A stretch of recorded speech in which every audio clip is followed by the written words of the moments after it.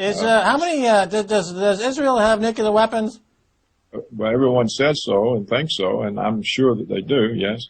How much aid has Israel gotten from America over the past 20, 25 years? Oh, a tremendous amount. I mean, $100 billion, as some have estimated? Probably, yes. Is it legal for the U.S. to give aid to a nuclear-armed country? Is that legal? Is it legal for the U.S. to do that?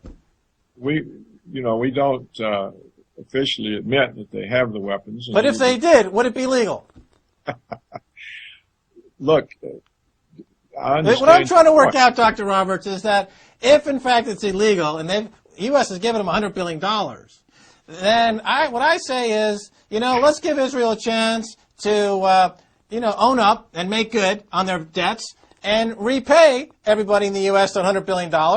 I'm owed a few $1,000s. And why can't the current leadership in Israel send me, Max Kaiser, the $1,000 that they owe me because they've illegally pilfered that money from the U.S. taxpayer by not disclosing their nuclear weapons?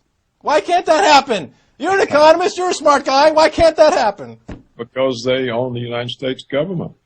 As long as the United States is a puppet state of Israel, the atrocities will continue. Israel will, look, why is Obama not said anything? He's not said anything because it gives the Israeli propaganda time to set the story. And once the story is set, it won't be altered. And so he doesn't say anything. If you look in the American media, what you get over and over and over is the Israeli story. And the notion that this is like World War II against the Nazis, it's absurd. You may have seen what an Israeli said recently, is that their commandos were armed with paintball guns. Right. Well, this is preposterous. Everyone knows they weren't armed with paintball guns, but this will be repeated factually over and over in American media.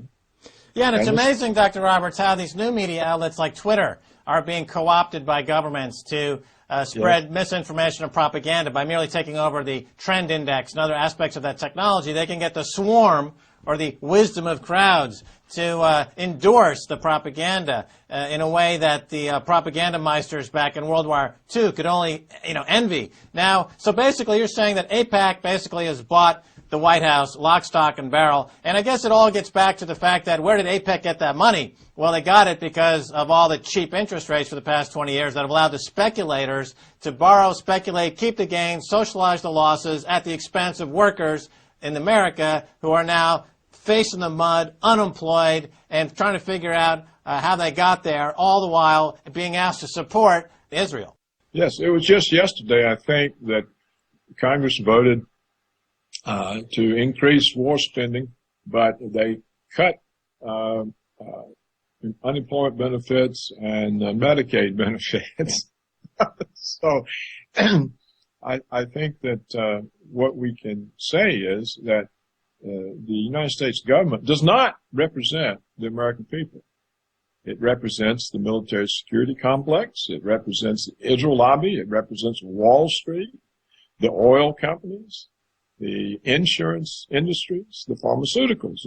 These are the people who who rule America. It's an oligarchy of powerful special interests, and they control politics with their campaign contributions. I mean, look at what's going on in the Gulf of Mexico. I think it's now, 40 days that enormous amounts of oil are pouring out into one of the most important ecological areas of the world. It's probably permanently destroyed the Gulf of Mexico, and the oil is still pouring out. And why is this? Because, first of all, the British Petroleum Company got permits that they shouldn't have been given because of all kinds of waivers that Cheney, the former vice president, got stuck in and forced the regulators to give to the oil companies. So they were permitted to go into deep sea drilling when they had no idea how whatsoever to contain a spill or what to do if something went wrong. And moreover, we see that BP has been focused for 40 days on trying to save the well, not save the Gulf of Mexico. Right. This is becoming really the Bhopal disaster of America. And I would imagine if it gets worse, BP will be sold to some other corporation who will then completely wash their hands of any responsibility, and the oil will just sit there in the Gulf for time immemorial. And America resembles the Niger Delta at some point. And the fact that they can't do anything about it is all the proof you need to know that the U.S. government should never have given a permit. How can you possibly give a permit for an activity that entails such tremendous risk and potential destruction when you have no idea what to do if something goes wrong? It shows a total breakdown of government responsibility. Well, Dr. Paul Craig Roberts, thanks again for being on the edge, and I urge everyone to read his new book, How the Economy Was Lost, The War of the Worlds. Dr. Roberts, thanks so much. Pleased to be with you, Max. Alrighty, and that's going to do it for this edition of On the Edge. If you want to send me an email, please do so at ontheedge@presstv.com. Until next time, this is Max Kaiser saying bye, y'all.